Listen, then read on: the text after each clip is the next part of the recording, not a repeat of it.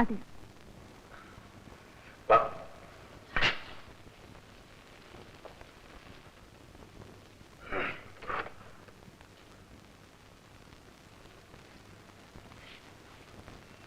ഒരിടത്തി തരാനായി മാത്രമാണ് ഞാനിപ്പോ വന്നതെന്ന് പറഞ്ഞാൽ അത് കള്ളമാണ്. പിന്നെ വന്നത് പൊടിപ്രശ്നത്തിനല്ല, ജീവിത പ്രശ്നത്തിനാണ്. ഇന്നലെ നിങ്ങൾ പറഞ്ഞ കാര്യങ്ങളെല്ലാം ഞാൻ കാര്യമായി ആലോചിച്ചു നോക്കി. നമ്മുടെ രണ്ടുപേരുടെയും ജീവിതം കറപുരണ്ടതാണ്. എന്തുകൊണ്ട് നമുക്കൊരു പുതിയ ജീവിതം തുടങ്ങിക്കൂടാ എന്ന് തോന്നി. എനിക്ക് നിങ്ങളും നിങ്ങൾക്ക് ഞാനും കൂട്ടായിട്ട്.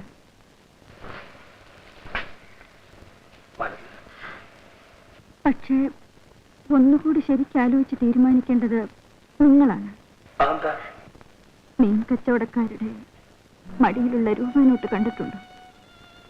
അഴുക്കം പിടിച്ച് അരികെല്ലാം മടങ്ങി മടക്കെല്ലാം കീറി നാറ്റവുമായി. അതുപോലത്തോളാണ് ഞാൻ. നല്ലതുപോലെ ആലോചിച്ച് നോക്ക്. നോട്ട് അഴുക്കാണെങ്കിലും അല്പം കീറിയതാണെങ്കിലും അതിന്റെ വില കുറയുന്നില്ല. ആട്ടെ, നിനക്ക് എവിടുന്ന പെട്ടെന്ന് ഈ ഭൂതോദയം ഉണ്ടായത്? ബോധ്യമരത്തിന്റെ അടിയിലിരുന്നപ്പോഴല്ല, മറ്റൊരുത്തന്റെ മാറി ചാരിക്കിടന്നപ്പോഴാണ്.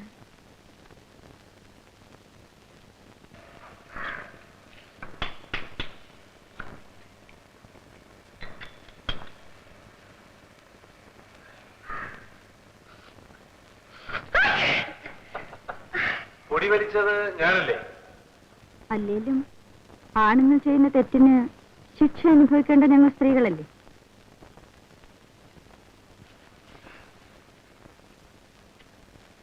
ഏയ്,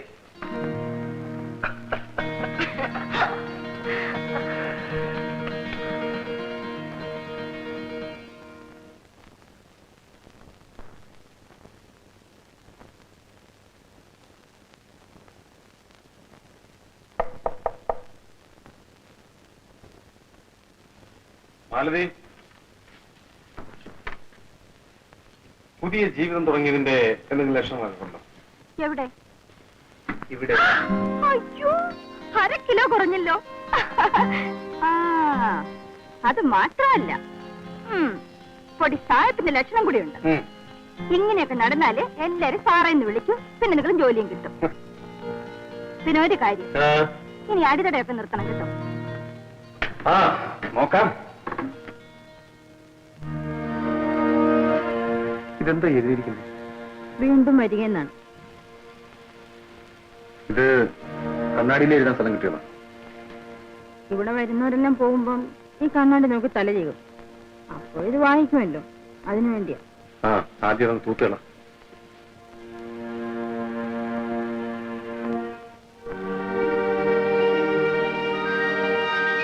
അപ്പഴേ ഇടോ ഇടോ തന്നെ തന്നെയാ.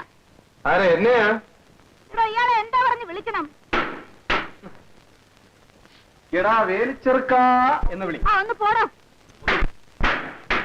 താനിങ്ങോട്ടൊന്ന് വരാവോ? എന്തിന്? അയ്യോ, ആ കപ്പ വെന്ത് കുഴഞ്ഞു കാണും.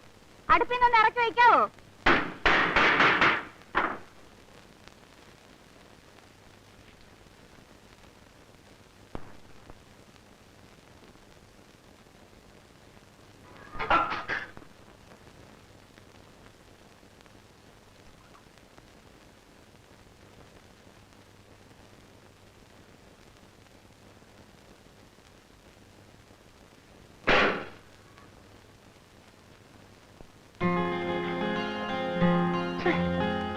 എന്തൊരു കുളിയാ ഇത്?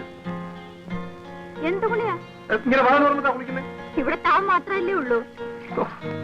എന്റെ പൊന്ന് തമ്പുരാട്ടി, ആദ്യമായിട്ട് നാണമെന്ന് വെച്ചാൽ എന്താണെന്ന് മനസ്സിലാക്കാൻ ശ്രമിക്കണം. എന്നിട്ട് ഇതുവരെ ശീലിച്ചൊക്കെ ഒന്ന് മറക്കാൻ പഠിക്കണം. പിന്നെന്തൊക്കെ പഠിക്കണം? ഈ ശരീരം മറ്റാരെയും കാണാതിരിക്കാൻ പഠിക്കണം. എന്നാലേ സാർ തന്നെ വാതിലടച്ചോണ്ട് ഒന്ന് പുറത്തേക്ക് ചെല്ലാമോ? പിന്നെ സാർ എന്തിനാ തിരിഞ്ഞു നോക്കുന്നത്?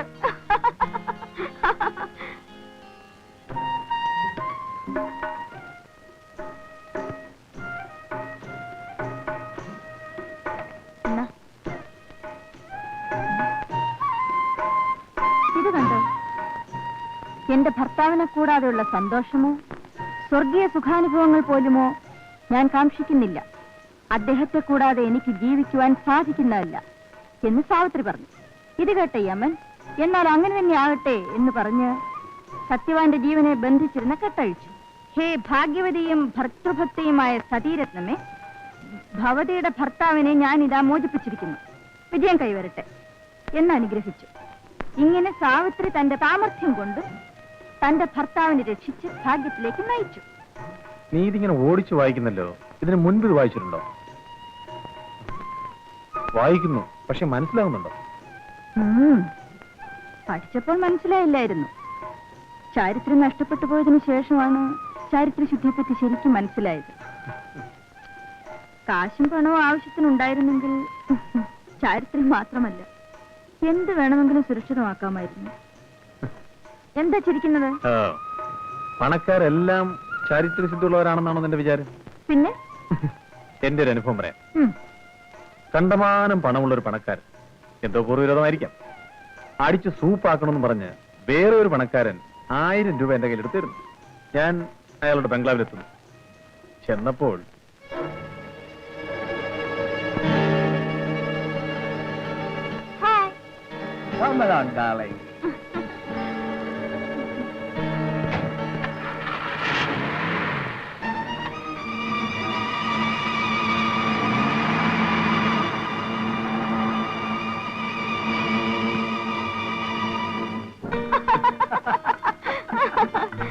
You naughty girl.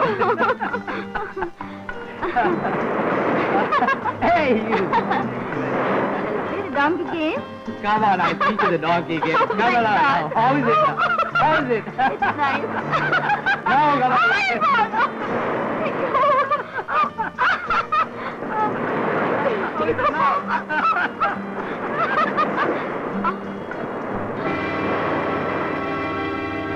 രാജശേഖരൻ മുതലാളി, തനിക്ക് ഞാനൊരു സമ്മാനം കൊണ്ട് വന്നിരിക്കുകയാണ്.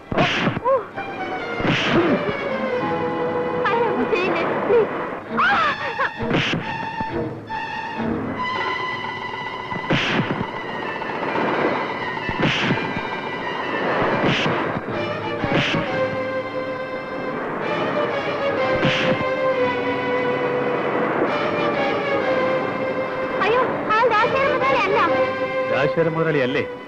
ഞാൻ എന്റെ ഭർത്താവല്ല.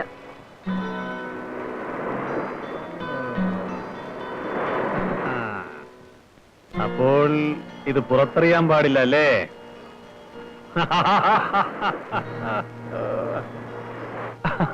അങ്ങനെ അവിടുന്നും കിട്ടി 1000 രൂപ.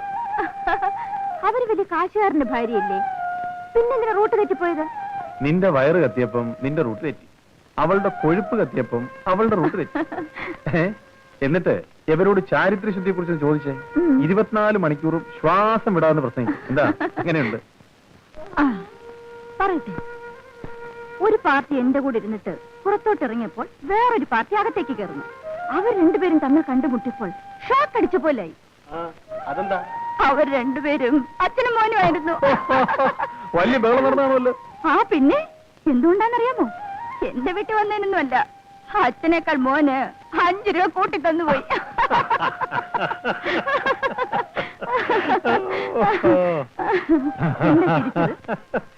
ഞാൻ വേറൊരു കഥയോട് തിരിച്ചു പോയതാ.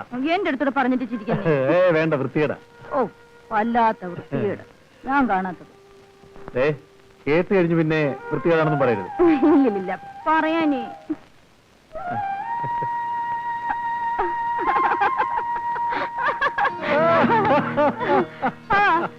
ഇതിനേക്കാൾ അശ്ലീലം എനിക്കറിയാം.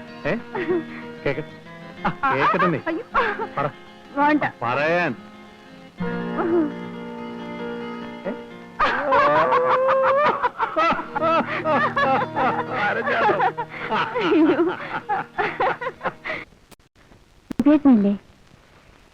എന്തിനാ മറിയ നീ അയാളുടെ പിറകിന് നടക്കുന്നത്? അയാൾ ചീത്തയാ. ഒരു പക്ഷേ അയാൾ നിന്നെ കല്യാണം കഴിച്ചാൽ തന്നെയും അയാളുടെ കൂടെ അവസാനം വരെ സമാധാനത്തോടെ ജീവിക്കുമെന്നുള്ളതിന് എന്താണ് ഉറപ്പ്? നിങ്ങൾ ജീവിക്കുന്നതോ? ജീവിക്കുമെന്നോ? മാനം വിറ്റ് കഴിഞ്ഞുകൂടുകയാണ്. വിശപ്പിന് ആഹാരവും കൊടുക്കാൻ തുണിയും കിട്ടും.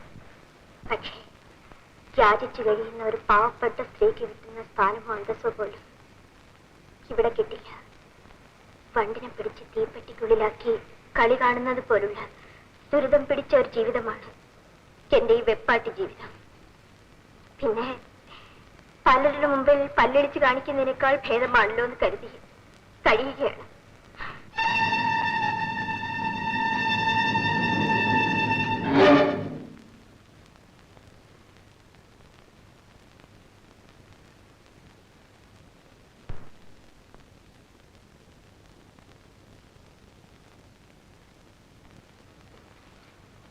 എന്നെ പ്രതീക്ഷിച്ചില്ല അല്ലേ? മോട്ടോർ സൈക്കിളിന്റെ ശബ്ദം കേട്ടതുമില്ല. അപ്പോ നിനക്കും ഇവിടുത്തെ ജീവിതം മടുത്തു. സമയത്തിന് ആഹാരം, ഇഷ്ടം പോലെ ഉടുപ്പ്, എന്റെ കൂടെ കിടക്കാൻ ഫോമിന്റെ മെത്ത, ഇതിൽ കൂടെ നിനക്ക് എന്താ വേണ്ടത്? എന്ന് നീ പിറുപിറുക്കാൻ തുടങ്ങിയോ അന്ന് നിന്റെ അക്കൗണ്ട് ക്ലോസ് എന്ന് പറഞ്ഞ ഓർമ്മയില്ലേ?